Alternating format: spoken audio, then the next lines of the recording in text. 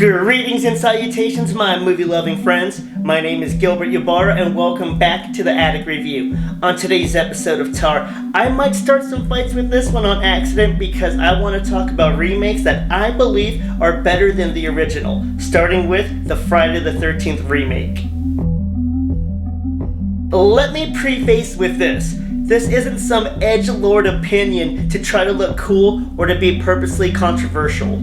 But I truly believe that some remakes are just better than their source material, like this one. So on that note, please don't hate me, but the original Friday the 13th is unbelievably slow and kind of boring. This film had a poster out before it even had a script. It was a blatant ripoff of Halloween. The creators will tell you that. But we had Le Bacon, killer special effects from legendary Tom Savini, and it's still cemented as horror royalty.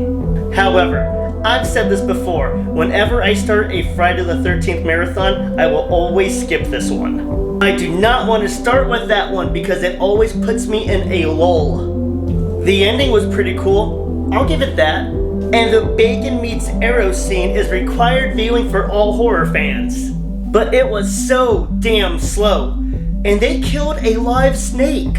I was really upset when I learned that the pet owner had no idea that his pet was going to be unalived on screen.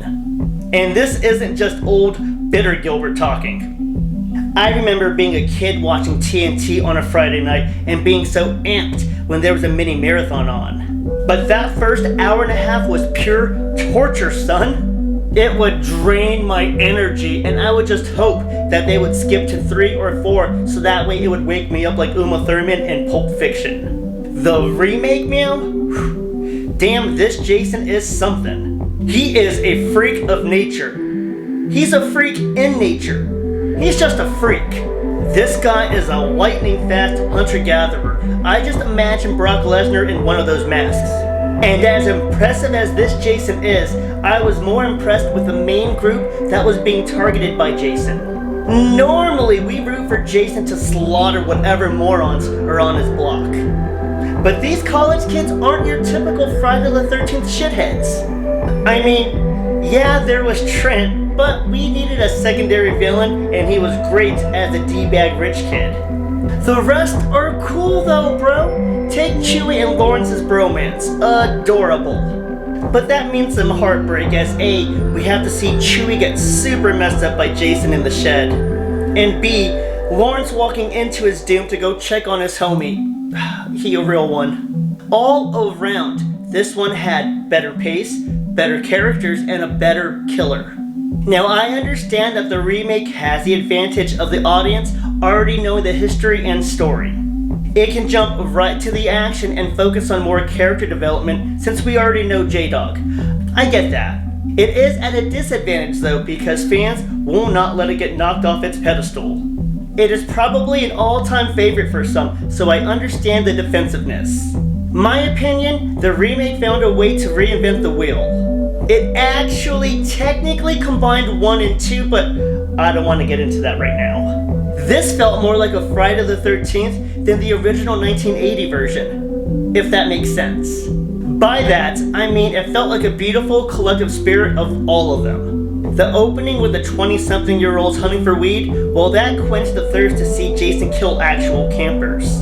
Then, focusing on Sam looking for his sister and bumping into the partiers at the cabin, well, that felt a lot like parts 4 and 7. We get to see Burlak Sap Jason running amok, looking like part 2. And he kills that weed-dealing pervert and finds his signature mask, very reminiscent of part 3D. Yes, I love all the homage and spirit of Friday the 13th, but that's not why this is the better film. That would be cheating just to say it's better because it was able to pay respect to the past films. But it did earn it a lot of points.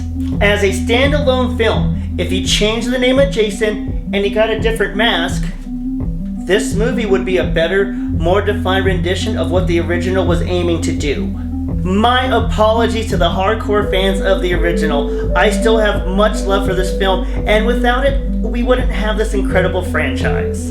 But I can't apologize for favoring the superior Friday the 13th. And that's it for today's episode of Tar, and why the Friday the 13th 2009 remake in my book is a funner and better watch. Please don't hate me, and thank you for listening to all my rants and raves. It has been an absolute pleasure. Please like, comment, share your thoughts, subscribe, follow, and tell some friends about the channel. My name is Gilbert Yabar, and thank you so much for watching the Attic Review. Smile, Tiger.